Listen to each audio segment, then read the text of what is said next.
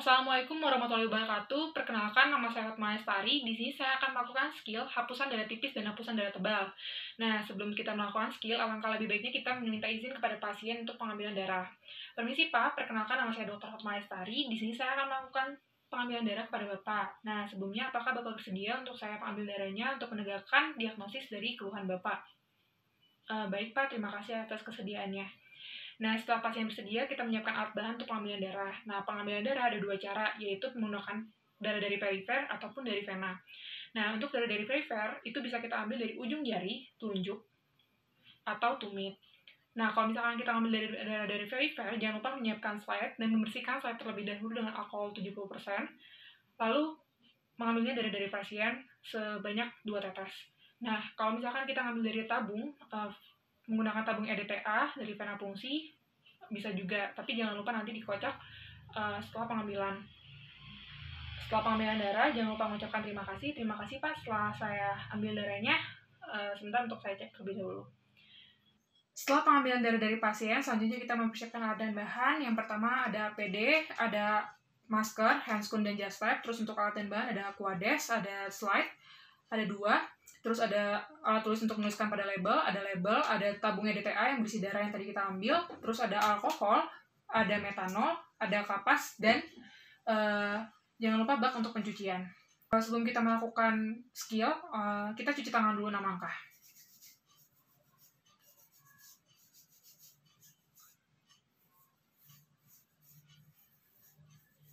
Setelah melakukan cuci tangan 6 langkah, kita menggunakan APD. APD yang kita gunakan itu masker dulu.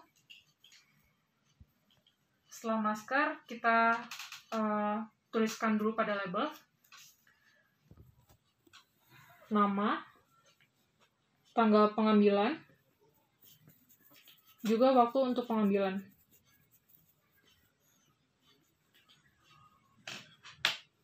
Terus kita tempelkan pada slide.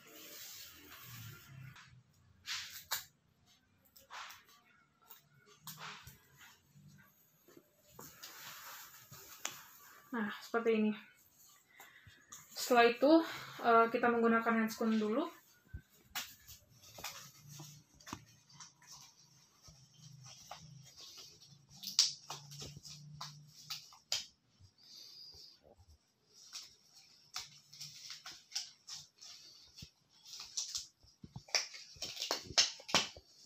Setelah menggunakan handscoon, terus kita bersihkan dulu slide dengan alkohol 70%. Cukup ditetesi saja ke depan belakang label. Terus begitu juga dengan slide yang lainnya, kita teteskan alkohol 70%.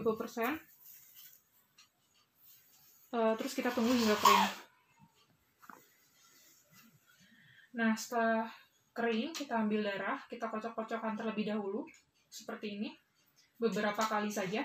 Setelah itu kita dekatkan pada slide. Untuk slide itu ada tetesan darah tebal dan tipis. Untuk tetesan darah tebal itu dekat dengan label, sedangkan untuk tetesan darah tipis dia tepat di tengah slide. Nah, kita teteskan untuk tetesan darah tebal 1 tetes saja.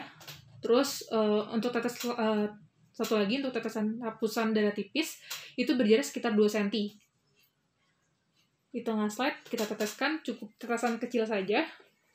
Setelah itu kita ambil slide yang lainnya.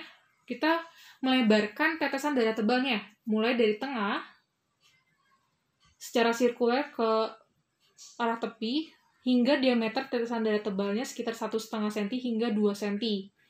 Nah, setelah hapusan darah tebal, kita berpindah ke hapusan darah tipis.